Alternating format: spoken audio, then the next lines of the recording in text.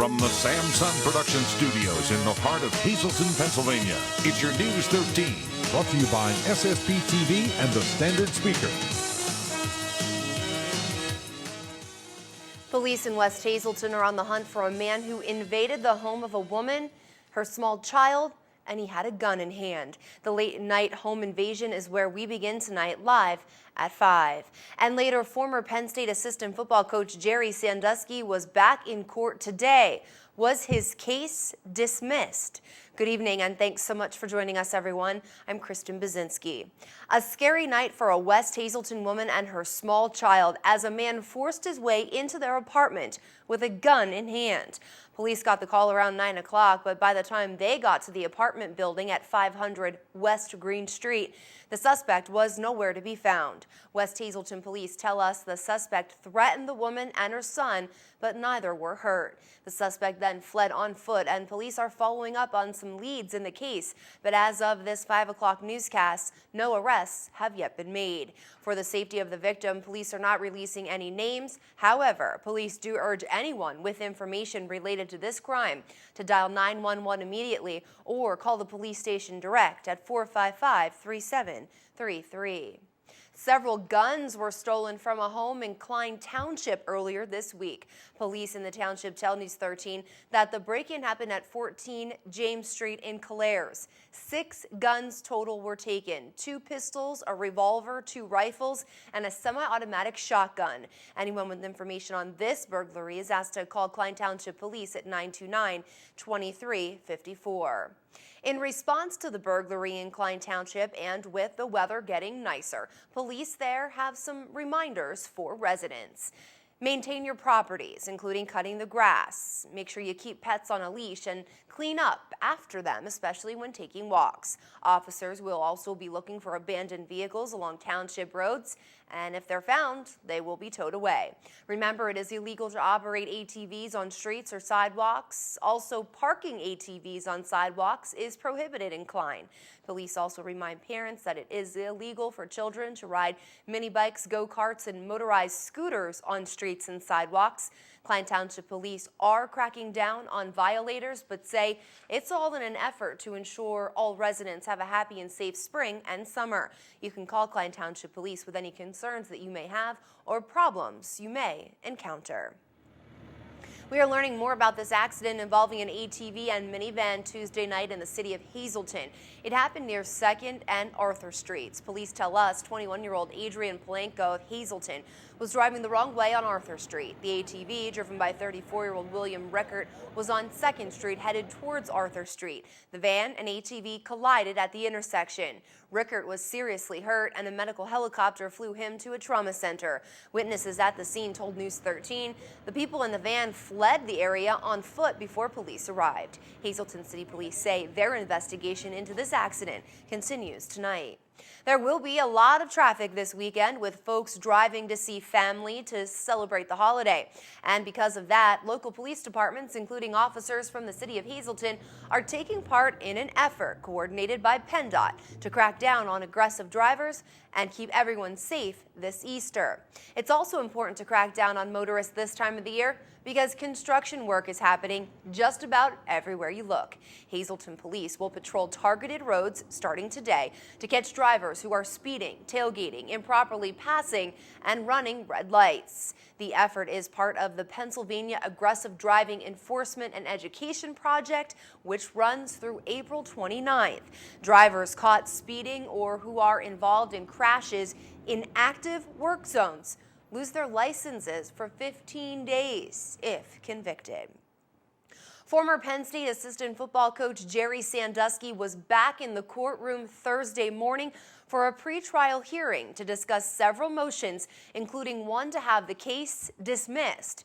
Now, that motion failed, and for now, the charges against Sandusky remain in play. Today's proceedings only lasted about 20 minutes. According to reports, the judge called this a complicated case and one in flux, saying it's hard to determine what can and can't be used in trial because of an ongoing grand jury investigation. The judge denied a motion to dismiss dismiss all charges against Sandusky, but agreed to allow his attorney, Joe Amendola, to refile that motion as more information from an ongoing grand jury investigation surfaces. Sandusky's attorneys also withdrew motions to suppress evidence from police interviews and recordings and from a search warrant served on the Sandusky home last summer, saying that will actually help their case, saying some will prove Sandusky is not a pedophile.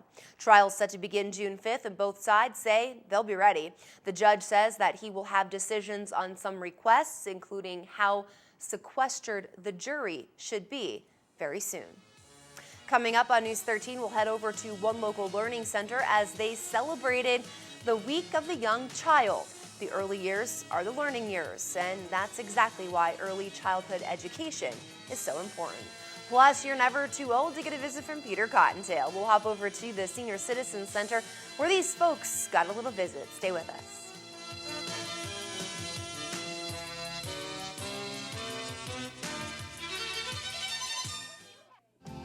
It's time for the Movie Minute on News 13, your weekly look at what's playing at Regal Cinema 10 just outside the Laurel Mall. Some new flicks hitting the big screen this weekend, including the comedy American Reunion. All the American Pie characters we met a little more than a decade ago return to East Great Falls for their high school reunion. In one long overdue weekend, they will discover what has changed, who hasn't, and that time and distance cannot break the bonds of friendship. Also hitting the big screen this weekend, Titanic 3D, the 1997 ultimate romance and disaster film directed and written by James Cameron, is back on the big screen in 3D to commemorate the centenary of the ship's ill-fated maiden voyage, a gorgeous revision of a film that's now even more impossible to look away from. For all the showtimes at Regal Cinema 10, call 450-7454, or to speak to a movie attendant, call 450-7340. Your winning midday lottery numbers on your screen right now. Good luck if you played. Your daily number 473, big 4 2842, Quinto 26463, and treasure hunt 416 17, 22, and 23.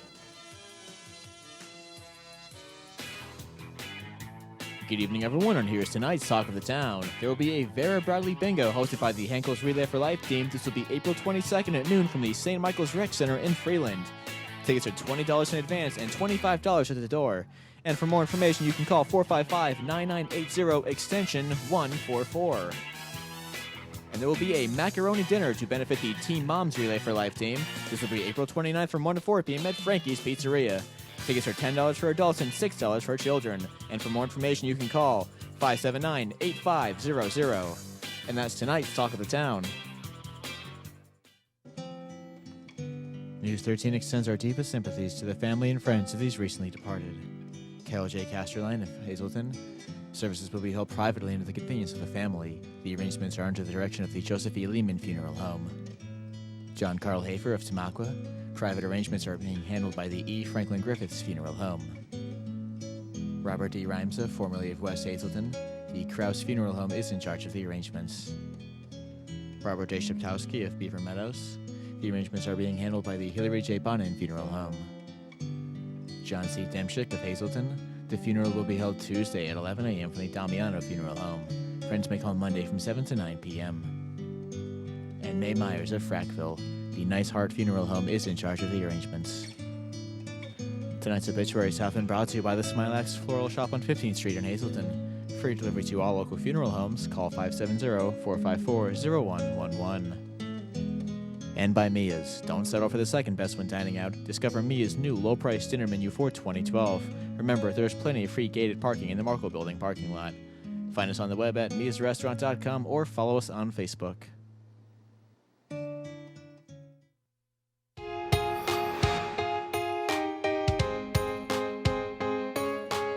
And welcome back to Chamber Chat. We're here with Donna Palermo. She is the president of the Chamber of Commerce here in the greater Hazleton area.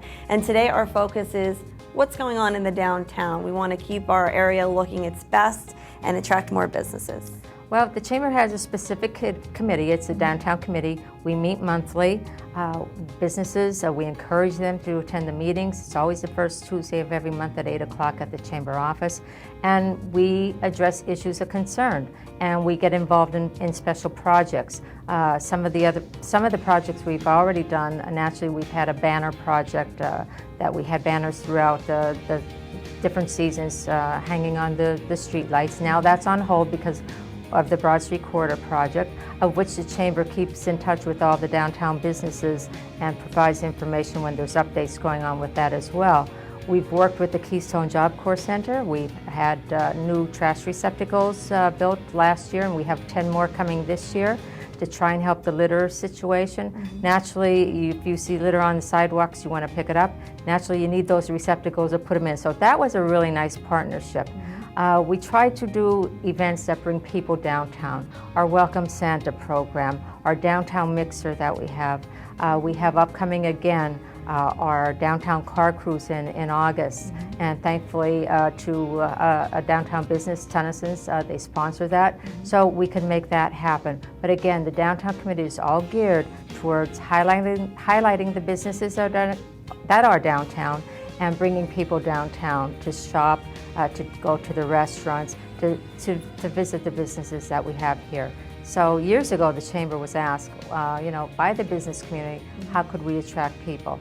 And that's how we formed that committee. So it is a very active committee, and we actually just passed an ordinance through City Council, the Downtown Overlay District, guidelines for facades, for storefronts, for windows, and so forth. So a very active committee. All right, and if everyone takes care of their own businesses downtown, then we'll look better and feel better and attract more businesses. And anybody who wants to join that committee or come, just come and show up this first Tuesday of every month. All right, we're here on Chamber Chat, and we'll see you next week.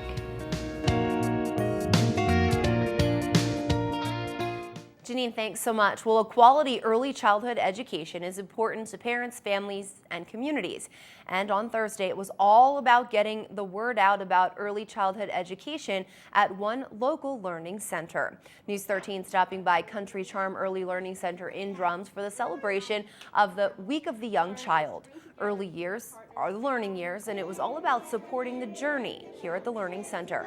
Each of the people present had a vital part in early childhood education, including representatives from the business world, government, and of course, the parenting world.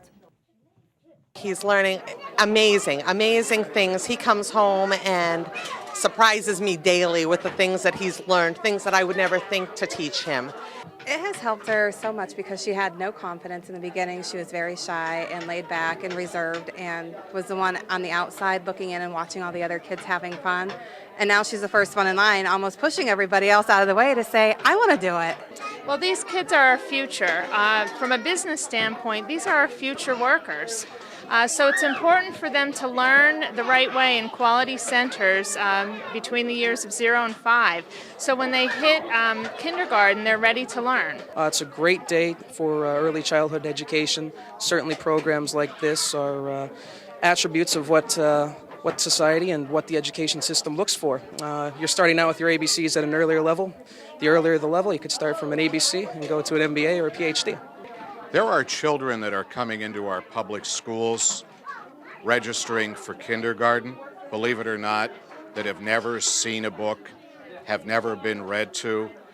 The better prepared that our children are to enter school, the better students they will be. Most brain development, 90% of brain development is completed by the first 3 years of a child's life. So if you look in that aspect, what we do in early childhood education, what we do with our infants, our toddlers, our 3- and 4-year-olds, it's going to stay with them for the rest of their lives. And by helping them now, we're helping them in the future. The Week of the Young Child is sponsored by the Luzerne County Learn Team, which stands for Local Education and Resource Network. Learn teams build support networks in every county for organizations and people interested in quality early education. All right, let's head outside now and take a look at the forecast over the next 24 hours. This creative condition comes to us from Luis Estrado, a third grade student at the Hazelton Elementary Middle School. His picture is just where I want to be right now, the beach. This sunny day looks relaxing and absolutely beautiful. Thanks to Luis for sharing your artwork with us. You can pick up your movie pass for Regal Cinemas right here at News 13. There may not be a beach outside, but let's check in, see what we will find out there. Clear skies for the rest of tonight. We see the temp dipping down to 30. We are under a freeze warning, and that fire alert, the red flag, remains in effect for a high probability of forest fires erupting because of the dry, warm, windy conditions. For tomorrow, we end the work week off. TGIF, everyone. Sunny note. Many of you have off from work. It's Good Friday. High up to 50 degrees. Your forecast live at 5 brought to you by Just Windows and much, much more. 636-1133 First Street, Freeland. Better windows plus better installation equals Just Windows. Visit them on the web at justwindowsandmore.com. Also, Fagley Oil Company in Tamaqua and Hazel Township. Call 1-800-572-4925. Visit Fagleys.com online and check out Fagley's Oil Company. Make them your oil company today. Right now, we have 2 chances for our viewers to win 2 tickets to the Jason Bishop Show. The show hits the stage at the Alice C. Wiltsey Performing Arts Center in Hazelton on Saturday, April 14th at 7 in the evening. And if you love magic and optical illusions that trick the mind, this show is for you. The Jason Bishop Show features stunning and original state-of-the-art magic and is surprisingly funny and truly magical. Each routine is presented in its own unique style with modern pop and rock musical soundtracks playing throughout. Call now to win tickets at 459-9813. Callers 3 and 13 will each win 2 tickets each. Good luck. This giveaway is for your Live at 5 newscast only. Your Live at 5:30 is on deck. Easter weekend is headed our way. We'll give you some tips on what not to let Peter Cottontail leave in those baskets without you doing a little research first. Plus, News 13 spoke one-on-one with a Wilkes-Barre native competing for the Democratic nomination in the April primary. He wants to be your next congressman. We'll also introduce you to the newest invention from Google. What if your eyeglasses had the same functions as a smartphone? Plus weather, sports, and much more news. It's all headed your way. Stay with us.